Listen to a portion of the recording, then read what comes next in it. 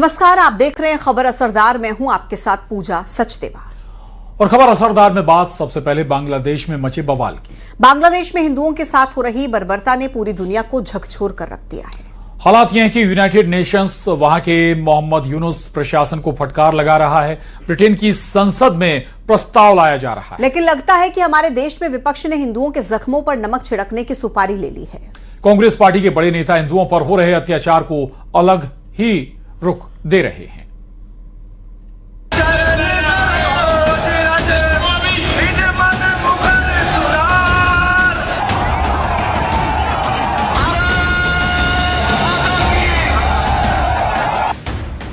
देश के शहर शहर में ये आक्रोश। बांग्लादेश में हिंदुओं से हो रही निर्दयता के खिलाफ लिंचिंग हो रही है, आग लगाई जा रही है, मकान दुकान फूंके जा रहे हैं, लेकिन अपने ही देश में बैठे कुछ नेता इन हिंदुओं के जख्मों पर नमक छिड़क रहे हैं। बांग्लादेश में हिंदुओं को जिंदा जलाने वाली नरभक्षी आदमखोर जमात के खिलाफ आज जब 140 करोड़ भारतीय एकजुट हैं, दिल्ली से लेकर भोपाल तक बांग्लादेशी कट्टरपंथियों के खिलाफ प्रदर्शन हो रहे हैं।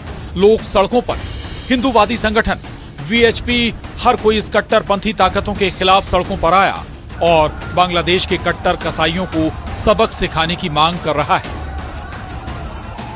एक तरफ बांग्लादेश में हिंदुओं पर हो रहे अत्याचार को लेकर देश भर में प्रदर्शन हो रहा है, तो राहुल गांधी के राजनीतिक गुरु कहे जाने वाले दिग्विजय सिंह इसे एक्शन का रिएक्शन बता रहे हैं। जो हालात हमारे देश में है, यहाँ वही धर्मांध फैलाने वाले कट्टरपंथी ताकतें जो हैं, जिस प्रकार से अल्पसंख्यक समुदाय के खिलाफ जो कार्रवाई कर रहे हैं, वही रिएक्शन वहाँ पर उस प्रकार का हो रहा है। वहाँ पर हिंदुओं पर जुल्म हो रहा है, मंदिरों को तोड़ने की बात हो रही है, भारत के अंदर मस्जिदों पर हमला हो रहा है, घरों पर मुसलमानों के बुलडोजर चलाया जा रहा है। यहाँ भी कट्टरपंथी एक समुदाय के खिलाफ काम कर रहे हैं, सरकार काम कर रही है। बांग्लादेश के अंदर भी यही हो रहा है। ममता बनर्जी की टीएमसी का हाल देख लीजिए। इस पार्टी के बड़े नेता और सांसद शत्रुघ्न सिन्हा कह रहे हैं कि ये मामला दूसरे मुल्क का है। मुल्क मेरा नहीं है, मुल्क बांग्लादेश है। कि वहाँ के यूनुस साहब जो हैं नोबेल प्राइज विनर हैं, जो कार्यभार संभाला हुआ है प्रेसिडेंट का। अब हम चाहेंगे कि वो इन बातों को जरूर देखें और चिंता होनी चाहिए, हो भी शायद रही होगी उनको। अब जहां एक तरफ कांग्रेस और विपक्ष के तमाम नेता बांग्लादेश में हिंदुओं के साथ हो रहे अत्याचार को दूसरे मुल्क का मामला और एक्शन का रिएक्शन बता रहे हैं, तो इधर बीजेपी और एनडीए के तमाम नेता पलटवार करते नजर आ रहे हैं। दिग्विजय सिंह जी इतने बड़े नेता होने के कारण, भूल से मध्य प्रदेश के 10 साल मुख्यमंत्री रहने के कारण भी, राज्यसभा के सदस्य होने के बाद भी दिग्विजय सिंह जी ये तय नहीं कर पा रहे कि वो हिंदुस्तान के नागरिक है कि पाकिस्तान के आईएसआई के एजेंट हैं, वो अलकायदा के एजेंट हैं क्या, या वो अंतर्राष्ट्रीय आतंकवादियों ने उनको कोई सुपारी दे रखी है कि आपको उनकी तरफ से प्रवक्ता बनकर रहना है।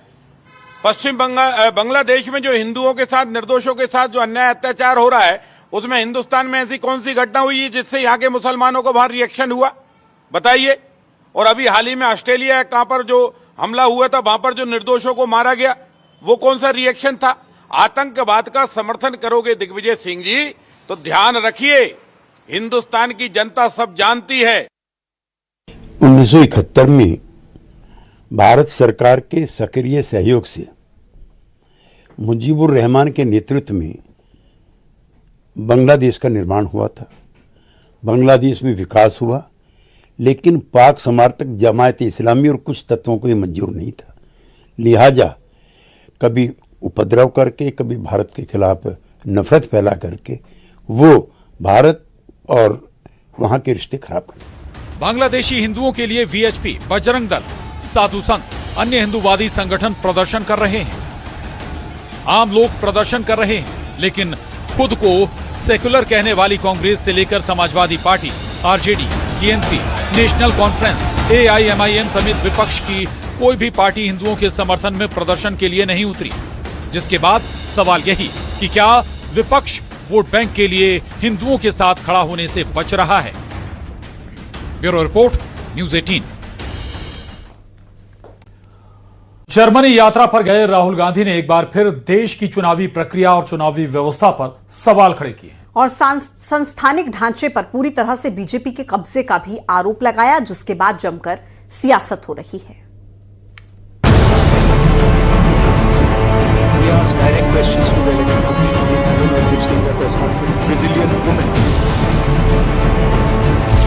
जर्मनी से राहुल गांधी का सरकार पर हमला, चुनावी प्रक्रिया और ईवीएम पर फिर उठाए सवाल, बीजेपी का पलटवार, अराजकता फैलाने का लगाया आरोप। नेता प्रतिपक्ष राहुल गांधी ने एक बार फिर विदेशी धरती से भारत की चुनावी प्रक्रिया और लोकतांत्रिक संस्थाओं पर सवाल खड़े कर दिए हैं। जर्मनी के दौरे पर गए राहुल गांधी ने बर्लिन के एक कॉलेज में आयोजित कार्यक्रम को संबोधित करते हुए कहा कि भारत में लोकतंत्र पर हमला हो रहा है और देश की चुनावी व्यवस्था में गंभीर गड़बड़ियां हैं। उन्होंने ईवीएम की विश्वसनीयता पर भी सवाल उठाए। उन्होंने उस ब्राजीलियन मॉडल का भी जिक्र किया जिसकी फोटो हरियाणा के वोटर लिस्ट में 22 बार पाई गई थी। Full scale assault taking place on the institutional framework of our country. We asked direct questions to the election commission. I mean, I don't know if you've seen that press conference. Brazilian woman is voting in Haryana. I mean, is on the voting list 22 times in Haryana. One woman is voting 200 times in one polling booth. And when we are asking these questions to the election commission, we're not getting a response. So that's one aspect of it, that we fundamentally believe that there is a problem with the electoral machinery in India. Second thing is that there is a wholesale capture of our institutional framework. When you look at our intelligence agencies, you look at the CBI, you look at the ED, they've been weaponized.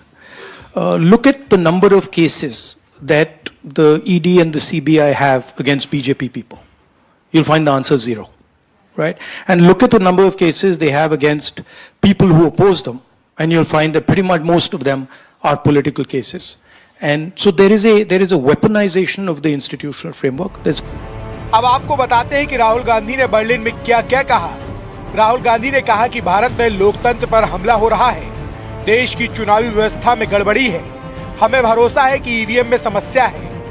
इस दौरान उन्होंने आरोप लगाया कि हरियाणा के चुनाव में एक ब्राजीलियन मॉडल ने 22 बार वोट किया। हरियाणा में एक महिला ने एक बूथ पर 200 वोट डाले। इसके साथ ही उन्होंने दावा किया कि चुनावी व्यवस्था में समस्या की वजह से कांग्रेस हरियाणा में चुनाव हारी। इस दौरान उन्होंने संवैधानिक ढांचे पर पूरी तरह से बीजेपी का कब्जा होने का आरोप लगाया। खुफिया एजेंसियों, सीबीआई और ईडी का हथियारों की तरह इस्तेमाल करने का आरोप लगाया। राहुल गांधी ने कहा कि राजनीतिक ताकत बढ़ाने के लिए धार्मिक ताकत का इस्तेमाल हो रहा है। इस दौरान उन्होंने कहा कि इंडी गठबंधन के सभी दलों को आरएसएस से नफरत है। राहुल गांधी के इन बयानों पर बीजेपी ने कड़ा पलटवार किया है। बीजेपी ने आरोप लगाया कि राहुल गांधी विदेशी धरती पर जाकर भारत की छवि खराब करते हैं। चाइना का करो गुणगान, भारत का लगातार करो अपमान, यही बन चुकी है राहुल गांधी की पहचान। और इस बार तो सोरोस के कई सारे लोगों को मिलने के बाद लगातार ये बात उन्होंने की। तो ये रिश्ता क्या कहलाता है? वही सोरोस जो भारत को डिस्टेबलाइज करना चाहता है, उनके लोगों से मिलकर राहुल गांधी इस प्रकार का दुष्प्रचार भारत के खिलाफ फैलाते हैं। ये रिश्ता क्या कहलाता है? वहीं बीजेपी प्रवक्ता प्रदीप भंडारी ने सोशल मीडिया प्लेटफॉर्म एक्स पर राहुल गांधी पर भारत के खिलाफ माहौल बनाने और अराजकता फैलाने का आरोप लगाया और कहा कि राहुल गांधी की कांग्रेस अपने आइडियोलॉजिकल पैटर्न जॉर्ज सोरोस के साथ इंडियन डेमोक्रेसी में अराजकता अशांति चाहती है। वो भारत की तरक्की नहीं बल्कि भारत में अस्थिरता चाहते हैं। बर्लिन में राहुल गांधी का दिया बयान अब दिल्ली की राजनीति में बड़ा सियासी संग्राम बन चुका है।